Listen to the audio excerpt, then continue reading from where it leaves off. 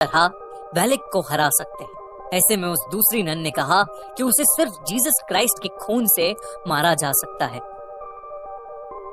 उनका खून एक एंटीक रेलिक में बंद है और उस रेलिक को सिर्फ एक चाबी से खोला जा सकता है।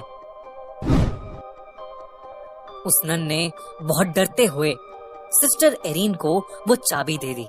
सिस्टर एरीन ने जैसे ही वो चाबी अपने हाथ में ली, तभी उन्होंने कुछ नेगेटिव एनर्जी महसूस की। उन्हें घुटन होने लगी और उनकी आंखों के सामने एक कॉफिन का विजन आया। वो समझ गई कि प्रीस्ट किसी मुसीबत में है और वो उन्हें बचाने के लिए भागी। वो अपने विजन की हेल्प से उस कॉफिन तक पहुंच गई। उस कॉफिन के अंदर बहुत से सांप थे जो प्रीस्ट को अंदर से खींच रहे थे, लेकिन एरीन ने प्रीस्ट को किसी तरह बाहर निकाल ही दिया। जैसे ही प्रीस्ट बाहर निकले, सिस्टर एरीन ने देखा कि उन सारे सांपों के बीच वेलिक लेटी हुई थी, जो कि प्रीस्ट को बाहर नहीं जाने दे रही थी। इससे पहले कि वो कुछ समझ पाते, वेलिक अचानक से गायब हो गई। सिस्टर एरीन ने प्रीस्ट को वो चाबी दी और उन्हें बताया कि वेलिक को कैसे खत्म किया जा सकता है। प्रीस्ट ने पूछा कि उसे ये सब कैसे पता लगा। सिस्टर एरीन ने कहा कि एबी की काटा मोनेस्ट्री में रहने वाली एक नन ने उसे ये सब बताया। इस पर प्रीस्ट ने कहा कि काटा मोनेस्ट्री में तो कोई भी नहीं रहता, वो तो पूरी तरह से उजड़ा हुआ है। सिस्टर एरीन ये सुनकर बहुत चौंक गई।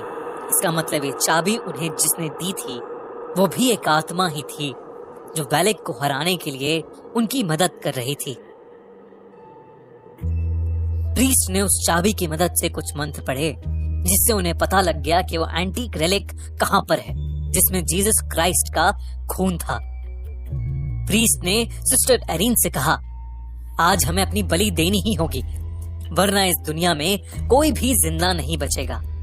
वेलिक उनका वहीं इंतजार कर रही थी। जैसे ही वो अंदर घुसे, वेलिक ने प्रीस्ट को पकड़ लिया। सिस्टर एरीन ने उनके हाथ से चाबी ली और अपने विजन की मदद से उस एंटीक रेलिक को खोज निकाला। वो प्रीस्ट मंत्र पे मंत्र पढ़े जा रहा था, लेकिन वेलिक पर मानो कोई असर ही नहीं हो रहा था। अंत में उसने प्रीस्ट को बड़ी बेरहमी से मार डाला। अब वो सिस्टर एरीन के पास आ रही थी, लेकिन सिस्टर ने उस रेलिक को खोज लिया था। वेलिक ने सिस्टर को उनकी गर्दन से उठा लिया, लेकिन सिस्टर ने जल्दी से जीसस का खून वेलिक के ऊपर फेंक दिया। देखते ही देखते वेलिक बुरी तरह से जलने लगी। वो जोर जोर से चिल्लाने लगी और वहां से गायब हो गई। सिस्टर एरीन जमीन पर गिर पड़ी, लेकिन वो वेलिक को मारने में कामयाब रही।